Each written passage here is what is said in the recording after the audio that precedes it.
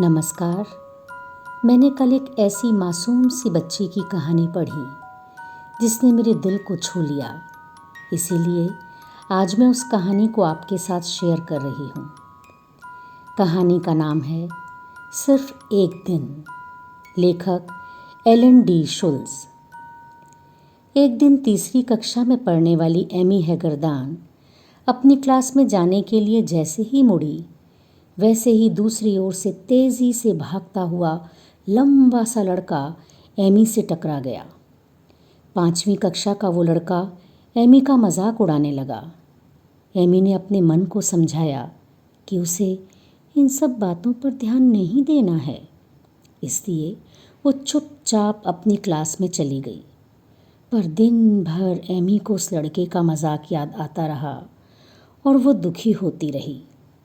ऐसा नहीं था कि इस तरह का मजाक पहली बार किसी बच्चे ने किया था या उसे इस तरह से चिढ़ाया था। अक्सर स्कूल में कोई ना कोई उसे चिढ़ाता रहता था और उसका मजाक उड़ाता था। उस समय एमी अपने आप को बहुत अकेला महसूस करती थी। उसे लगता था कि स्कूल में कोई भी उसका साथ देने वाला नहीं है। हमेशा घर में चहकती रहने वाली एमी आज जब घर लौटी तो बहुत गुमसुम सी थी। एमी की माँ को समझते हुए देर न लगी कि आज फिर किसी के मजाक ने एमी का दिल दुखाया है। एमी की माँ ने बड़े प्यार से उसके घुंघराले बालों को सहलाते हुए बात करने की कोशिश की, जिससे एमी का दिल बहल जाए। माँ ने एमी को सूचना दी, तुम्हें पता है एमी कि रेडियो स्टेशन पर क्रिसमस प्रतियोगिता होने वाली है। उसमें बच्चे अपनी किसी एक इच्छा को पूरा करने के लिए सेंटा क्लॉज को पत्र लिखकर भेज सकेंगे। सबसे बढ़िया पत्र लिखने वाले को इनाम मिलेगा। एमी, तुम भी इस कंपटीशन में भाग लो। मुझे लगता है तुम जैसी घुंघराले बालों वाली बच्ची को ही इनाम मिलेगा। माँ की बात सुनकर एमी हंसने लगी। उसे प्रतियोगिता रोचक लगी। वो सोचने लगी कि इस वर्ष वो अपने पेरेंट्स से क्रिसमस के मौके पर क्या पाना चाहती है। ये सोचते ही उसके चेहरे पर मुस्कान आ गई। वो तुरंत अपने कमरे में जाकर पेपर पेन लेकर लिखने बैठ गई। डियर सेंटा क्लॉज, मेरा नाम एमी है। मैं 9 साल की हूँ। स्कूल में बच्चे मेरे बोलने और चलने के ढंग पर मेरा मजाक उड़ाते हैं। मुझे सेरेब्रल पॉल्जी है।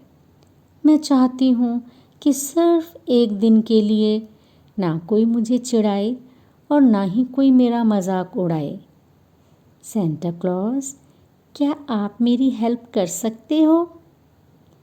कमरे के बाहर एमी की माँ सोच रही थी कि एमी ज़रूर बारबी डॉल या कार्टून बनाने वाली बुक की मांग करेगी, जिसे वो शॉप पर बड़े ध्यान से देखती है। पर एमी ने अपनी क्रिसमस कामना को गुप्त रखा। फोर्ट वायन इंडियाना के रेडियो स्टेशन पर क्रिसमस कामना प्रतियोगिता के लिए बच्चों की चिट्ठियों का अंबार लग गया।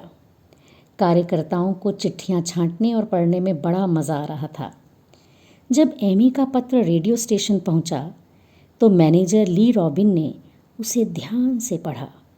उसे पता था कि सेरेब्रल पॉल्जी मांसपेशियों में खराबी की एक ऐसी बीमारी है जिसके बारे में अधिकतर लोग नहीं जानते।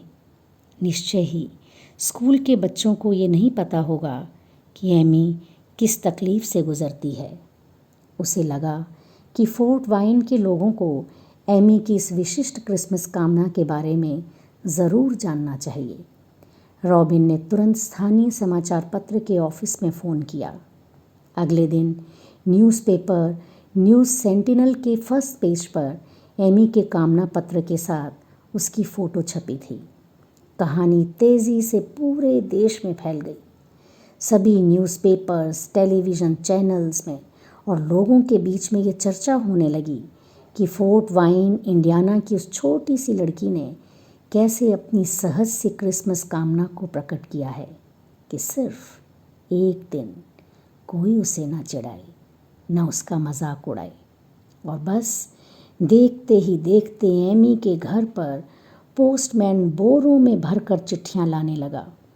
एमी के लिए पूरे देश से बच्चों, जवानों, वृद्धों की चिट्ठियां आने लगी, जिसमें शुभकामनाओं के साथ आगे बढ़ने की प्रेरणा होती थी। कुछ पत्र ऐसे लोगों के भी थे जिन्हें एमी की तरह कुछ न कुछ शारीरिक समस्याएं थी और जिन्हें एमी की तरह चिढ़ाया जाता था। हालांकि शुभकामना कार्ड और पत्र पूरी तरह से अजनबियों के थे, परंतु एमी को महसूस हुआ कि दुनिया में ऐसे दयालु लोग भी हैं जो वास्तव में एक दूसरे की चिंता करते हैं। उसने निश्चय किया कि अब उसे कोई भी चिढ़ाए या सताए, वो कभी भी अकेलापन महसूस नहीं करेगी। उसी वर्ष फोर्ट वाइन के मेयर ने पूरे शहर में 21 दिसंबर का दिन एमी हैगरदान दिवस के रूप में मनाने की घोषणा की। मेयर ने अपने भाषण में कहा कि एमी ने ये सरल सी कामना करके हमें ये सिखाया है कि जैसे हम औरों से अच्छे व्यवहार की आशा करते हैं, वैसे ही हमें भी दूसरों के साथ अच्छा व्यवहार करना चाहिए। अभी आप सुन रहे थे लेखक एलन शुल्स की कहानी सिर्फ एक दिन। वाचन स्वर नीरजा शर्मा।